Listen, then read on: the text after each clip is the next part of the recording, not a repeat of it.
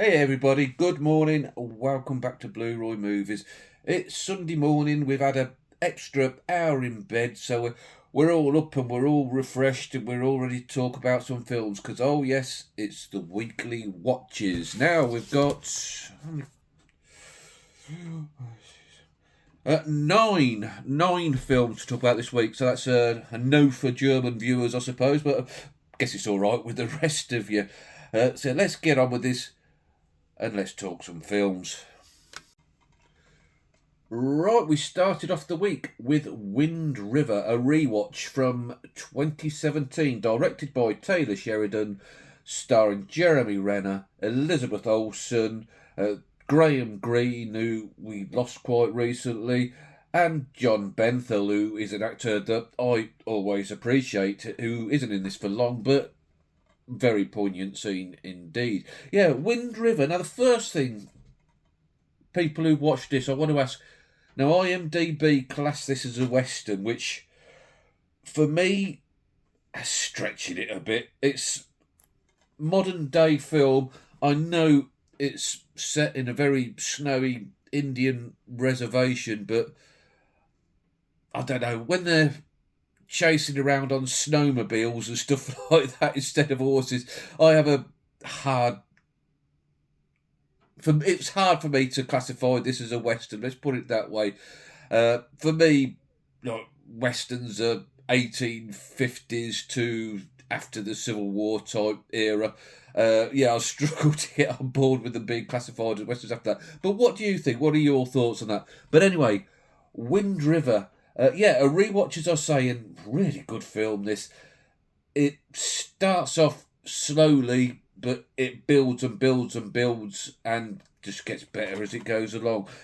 This is all about Jeremy Renner's character. Now, he is sort of like a gamekeeper stroke hunter working on the Indian reservation. He's had an Indian ex-wife and so I suppose a half Indian child, and he goes around killing any wolves or lions and stuff like that that's going to endanger the livestock that's kept on this land. And one day, whilst he's out hunting these lions, he happens upon the murdered body of this teenage girl.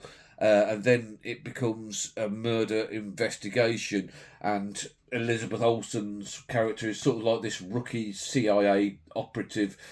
She's drafted in to try and solve the crime and gets Jeremy Renner, who's well versed in the land, to try and help her. Yeah, like I say, it starts off slow, but it builds and builds and builds and gets quite violent at times. Got some violent scenes I quite enjoyed. Now, Jeremy Renner, he's got sort of this high-powered hunting rifle. And when somebody gets shot with that, God, they know about it. They go flying through the air. Yeah, really enjoyed this one. It's taken me years and years to get back to rewatching it, and really glad I did because, like I say, fantastic film. If you've not seen Wind River, stick it on. Brilliant crime, procedural, murder, mystery type film. Yeah, really good stuff. That enjoyed that. Next up, we've got Robotrix from 1991. Now, some foreign names to really test me. Directed by Jamie Luk Kim Ming, starring Amy Yip Chai Mai, Chikako Aoyama, Hui Hui Dan, and David Wu. David Wu's not so bad, I can cope with that one. And first of all, I'd just like to thank my friend Tim at Tim's Movie Waffle. I'm sure we all know Tim. What's the word? Tim, yeah, great guy in the community, great friend as well. Got to know Tim really well over the last 2 or 3 years, really, and we've become quite close. Well, I like to think so. He might think I'm a dickhead, but there you go. No, I don't think so. Yeah, Tim, great guy. If you're not subscribed to Tim's channel, I'll stick his details down below. Please go over, give him a sub, check his stuff out, because his channel is... Yeah, sticking out the... I need a haircut. His channel's really good. I really enjoy Tim's channel. He talks about a lot of horror, does what I do myself for pickups, weekly watches, that sort of thing. A very good dry sense of humour, always gives me a laugh on his videos, which I always appreciate, because that's what we all need. Sometimes we all need a bit of a laugh, don't we? And Tim is your guy for that. So thanks, Tim, for sending this for me. A film that'll always stay in the collection now. And what did I think of the film? It was all right. It was pretty decent. A crazy, crazy film. Let me try and get my head round the plot a bit, because there's a bit going on. Right, this mad scientist, he's kidnapped the son of this wealthy Arab prince, and he's transferred his thoughts, this mad scientist, into this killer robot that can do all sorts of martial arts, Bruce Lee, armor shit. And yeah, he's transferred his sort of like thoughts into this robot so he can control the robot. And while he's controlling the robot to capture this Arab prince, he kills this policewoman, who then in turn gets her thoughts transferred into... I know it sounds crazy, and it is. She transfers her thoughts into another killer robot, and it all sort of kicks off from there as they're trying to bring this mad scientist to task. Yeah, it's absolutely bonkers, absolutely Barbie, but it's thoroughly enjoyable. I quite enjoyed it, Tim, so thanks for sending it my way to watch. There's a lot of boobs and a lot of bonking. The guy who says bonking, it's 2025, back to the 90s. A lot of boobs, a lot of bonking. I think Mrs. Blu-Roy was downstairs watching Coronation Farm or whatever it's called at the time, thinking, oh gosh, she comes up now, she's going to wonder what the hell's going on. Yeah, but it was all right. I quite liked it. Yeah, thanks, Tim. Good stuff. And after that madness, we went in for Inner Valley of Violence, starring Ethan Hawke, John Travolta, Taser Farmiga, which I think she's Vera's younger sister. They do look quite alike, actually. James Ransom, Karen Gillan, who you probably know from the Guardians of the Galaxy films, directed by Ty West. And I only know Ty West for horror films, really, so it's quite surprised to see, when I was checking out who directed this, that it was he. In a Valley of Violence, what did I think? It was all right. It was nothing special at all.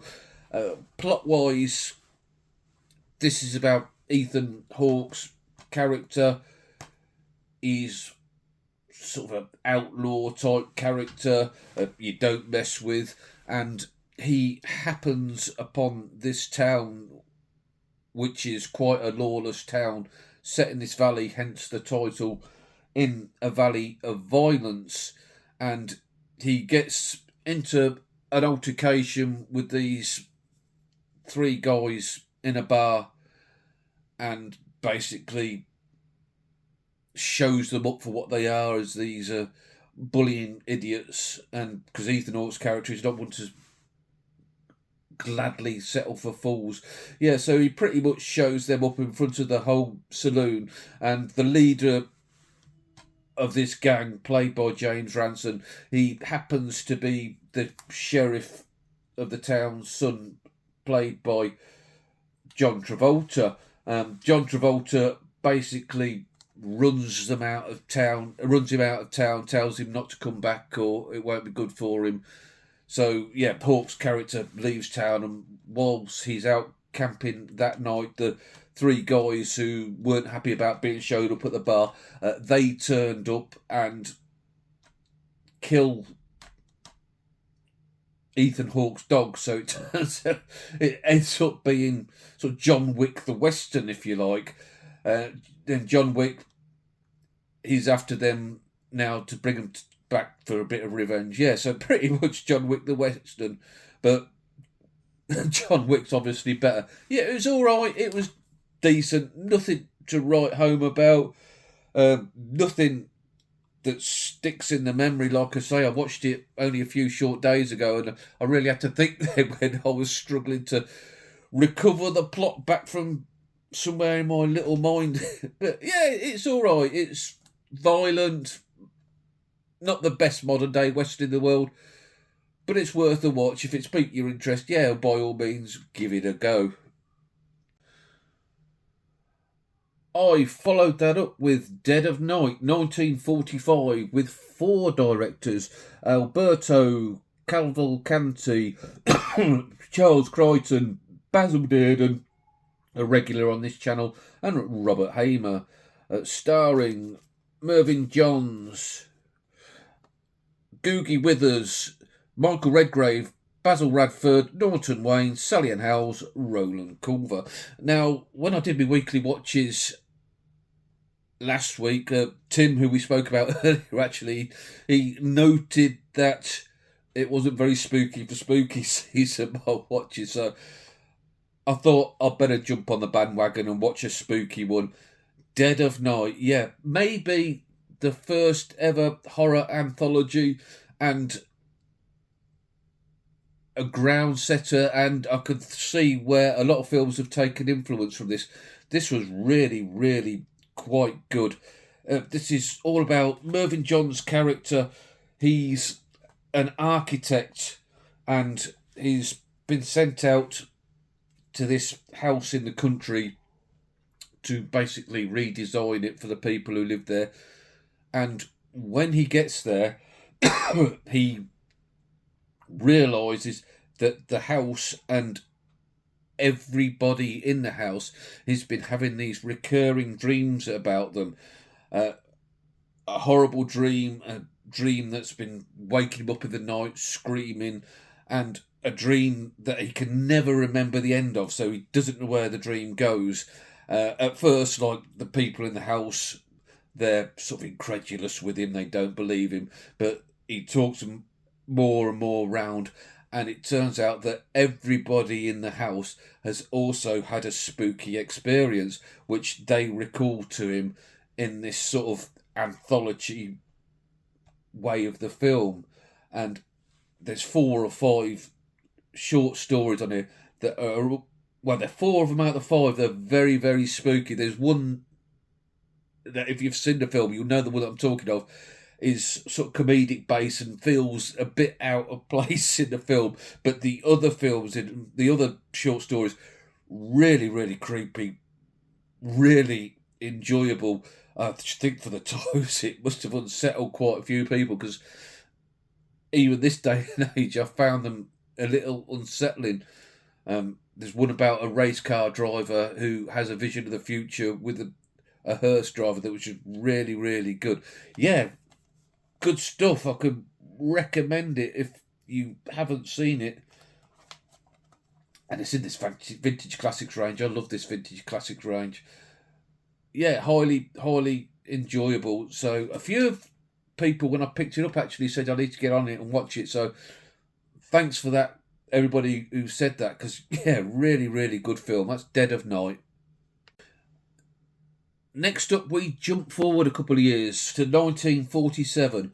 It Always Rains on Sunday, which is a bit of a lie because it's Sunday now and it's quite a nice sunny day. 1947, directed by Robert Hamer, who directed one of the shorts in Dead of Night, starring Googie Withers, Edward Chapman, Jack Warner, John McCallum, and I watched this mainly because in Dead of Night, Googie Withers was in it, and she played this like rather demure middle class lady who was the husband of this guy with a haunted mirror. Yeah, I told you it was spooky, and she was so like good in that. I thought I need to watch more Googie Withers, so I knew I had this one in my collection, so I stuck it on, and wow, I tell you what, she's brilliant in this.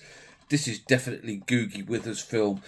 From the other end of the spectrum, from a middle class demure lady, she plays the matriarchal figure of this East End working class family.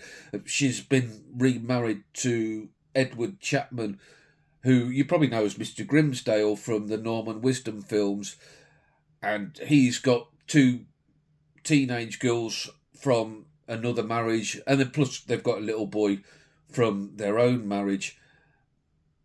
And what a great film. Like I say, Googie Withers, man, she was brilliant in this. She held the film together. It's all about her, this film. Her ex-boyfriend escapes from prison, and unbeknown to the rest of the family, she's hiding him upstairs until it gets dark so that he can make his escape into the middle of the night as the police are all out looking for her. And the tension that builds in the house as she knows he's up there, but the rest of the family doesn't. She's waiting for the two girls to go out with their boyfriends and the son to go to bed and the old man to go to the pub on a Sunday night. This was probably the tradition of them times for a game of arrows and a few pints. They must have been good times then. And there's bangs and stuff like that going on upstairs, and the family's wondering what's going on, and she's locked the room so they can't get in. Yeah, really good tension-filled film that I thought was highly, highly enjoyable, and a good slice of look at the life at the East End. There's also side characters. There's these three crooks that have nicked these roller skates from a factory, and they're trying to sell them on, and the price is getting less and less, and the police officer played by Jack Warner is trying to track them down at the same time as trying to track down this escape prisoner. You've got a guy who owns a record shop who's knocking off one of the daughters of the Googie Withers husband. You've got another nightclub owner stroke jazz artist who's going out with one of the other girls, an absolute piece of crap, and the tension's building and building until the time comes when the guy's got to try and make his escape, which culminates in a really wonderful chase across this old-fashioned railway yard. There was one scene in it actually where it's quite obvious they've used models. It just stuck out like a sore thumb, but it didn't take away from the film at all. It kind of added to the charm. Yeah, really recommend anyone to watch It Always Rains on Sunday, because absolutely fabulous film, and I think it's got a release in that vintage classics range, so I'm going to have to add that to it as well. It Always Rains on Sunday. Pick of the week? I don't think it is actually, but really, really good indeed. Yeah, really enjoyed it. Next up was The Vanishing, a Dutch film from 1988, and some more names I'm going to butcher. Directed by George Sluizer, starring Bernard Pierre, Donadou, Jean Bervos, Johanna Tuxedo. Oh no, I've got them nowhere near right. Hey-ho, that's the way it goes. Yeah, when I picked this up a few weeks ago, no end of you told me to get onto it. It's a really, really good film. A film I'd heard of, but not had a chance to watch. And yeah, you were all right. This was a really, really good film. Now I'm going to spoil it a bit, I think. So if you're planning on watching it yourself and you don't want to get any spoilers, just skip ahead a couple of minutes. I'm sure we won't fall out over it. Yeah, The Vanishing. This is all about this couple, and I'm not sure whether they're married or just boyfriend and girlfriend, or partners, as the Gen Z say these days, and they're on a road trip and stop off at this service station, and the girl goes to the shop, buy a couple of bits and bobs at the service station, and doesn't return back to the boyfriend. Obviously, this raises some alarm, and he tries to go looking for her, and she's just nowhere to be found. After 3 years, he still hasn't found her, and it's become an obsession with him to try and find out what's happened to his girlfriend. He's formed another relationship, but because he can't put to bed, so not knowing, I suppose, what's happened to the girl, it's really like wrecking the relationship because he's obsessed and he can't move on. And it's made in his life's work to try and discover what happened going on TV and stuff like that, putting posters up all over the place. And this comes to the attention of the guy that actually kidnapped the girl. And in a bit of a role reversal thing, he starts stalking the fella who's girl got abducted, and it becomes really creepy and creepier and creepier. Yeah, really great film. And like I say, it just gets more and more twisted. And the ending of this, which I won't spoil the ending, because if you haven't seen it and you have got this far listening to me and you think it's something you'd be interested in, yeah, go and check it out and grab a copy, because the ending, I'll never forget that. I believe there is an American remake, which, again, I haven't seen, and I can't see in any shape, way, or form that it's going to be better than this. So I probably will never watch that. So if you have seen the rewatch, just let me know down below what you thought of it. Yeah, The Vanishing, what a great film, man. And still not, I don't think, the film of the week. We've still got that to come to. Next up, The Tuxedo, 2002, directed by Kevin Donovan. Why can't all directors be called Kevin Donovan? Starring Jackie Chan, Jennifer Love Hewitt, Jason Isaacs, Peter Stormare, what a good character actor he is. And again, another spoiler alert, this isn't the film of the week either. Yeah, The Tuxedo. Now, I watched this, I've never seen it before, and I watched it mainly because I saw a Blu-ray copy of it appear in my local CX for £8. So I knew I had a DVD copy, so I dug it out and thought, I'll give it a watch, and if I like it, I'll buy the Blu-ray. But it saved me £8, to be fair. Yeah, this was pretty terrible. Definitely the worst film of the week. I'd say it's a cinematic equivalent of eating candy floss. You know, a candy floss, you put it in your mouth and it tastes nice, but then it just disappears and it's pointless. That's what it felt like to me. Now, I only watched it a couple of days ago, and I'm really struggling to remember what it was about. Hang on, let me have a think. Jackie Chan, he was a chauffeur to this CIA special agent, and he gets into an altercation and gets put into a coma. And then in a case of mistaken identity, Jackie Chan then takes over his persona and has to go and crack the crime. And he's got this magical tuxedo, a sort of James Bond accessory that when you put it in makes you good at fighting and everything like that, and it takes over your body. And yeah, that's about the basics of it. I'm really struggling to recall it now. It was really quite dull, to be honest. Sort of a rip-off between Johnny English, James Bond, them sort of themes. But if you want to watch a spy film, you're better off watching a James Bond film. If you want to watch a comedy James Bond, you're better off with the Johnny English films. Yeah, it's quite vacuous. A film, I'll never go back to this. And I do like Jackie Chan. And if you want to watch some Jackie Chan, watch Police Story or Project A or something like that. Don't stick this on. Even Rush Hour one's a lot better than this. Yeah, pretty dull. The Tuxedo. And next up from 2019, Proxima. Directed by Alice Winnacore, starring Eva Green, Matt Dillon, and another name that's going to test me. This young girl here, Zélie Boulon-Lemale, and Sandra Hüller. You know, I watched a few Sandra Hüller films the last couple of years. She's really, really good actress, she is. Proxima. This is the film of the week. I really, really, really enjoyed this. This is about Eva Green's character. She's this astronaut going on her first mission.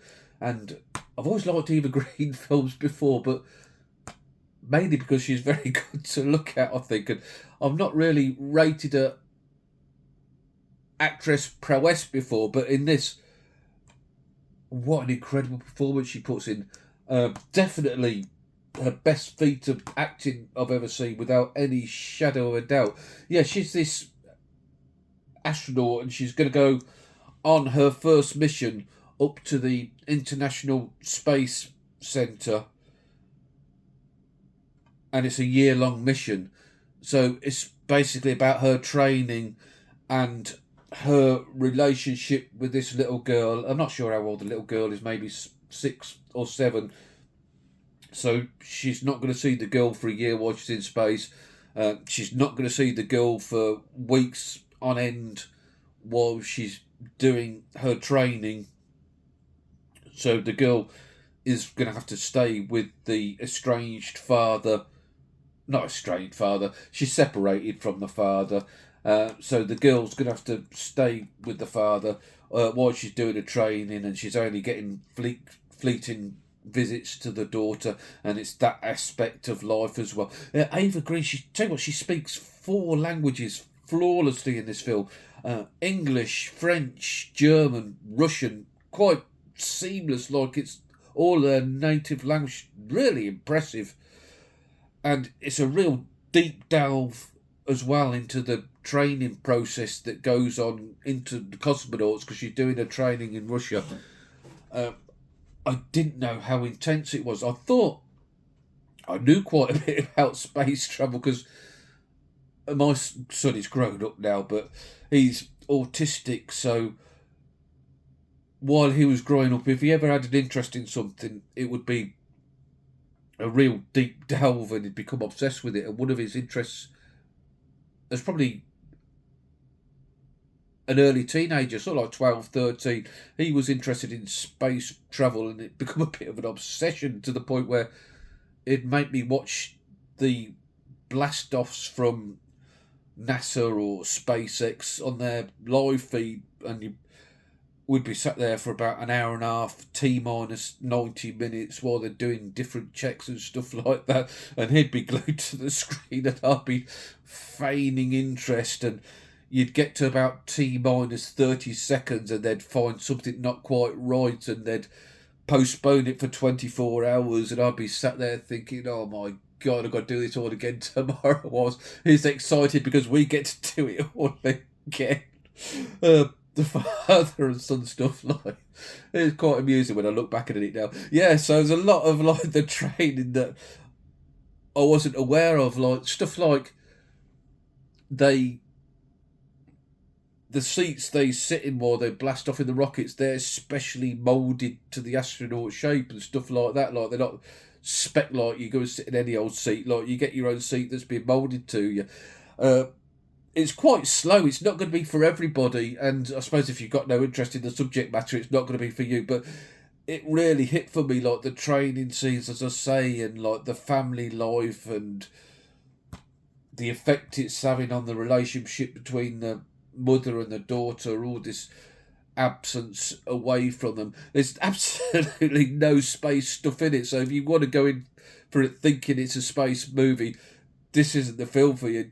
Like I say, just a look at human nature of it all, and it really resonated for me. I really, really enjoyed it. Definitely the film of the week, and a film I was thinking about before I went to sleep that night, which that hasn't happened for a long time. I think Dancer in the Dark's the last time a film that's done that to me. Yeah, highly recommend. If anything I've said to you has piqued your interest, I highly recommend it, because I thought it was a really, really good film, Proxima, and despite the slowness of it, I can see myself going back to it quite easily.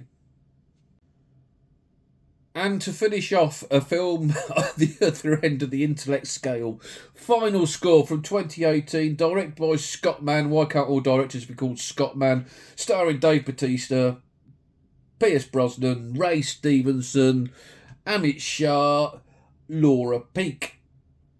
I like this film. I've always said, I've said it time and time and again on the channel, there's no such thing as a guilty pleasure. You like what you like, and don't be guilty about it, even if it is grease, folks.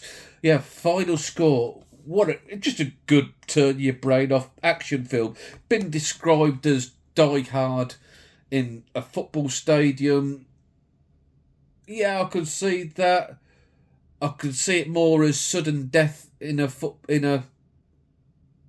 football stadium opposed to an ice hockey stadium, because that's the vibe I get. And this centres on Dave Bautista. He's taken his sort of niece. She's not really his niece. She calls him uncle. Dave Bautista was in the army, and the girl's dad, he died under his command. But they've always been close, the families, and she's always referred to him as uncle. She's a big West Ham United fan, and he wants to take her to go and watch a game, which happens to be the last game at West Ham's old ground, Upton Park, also known as the Bowling Park. Now, it's a film where you've got to suspend all belief. West Ham in a Champions League semi-final, never going to happen. Yeah.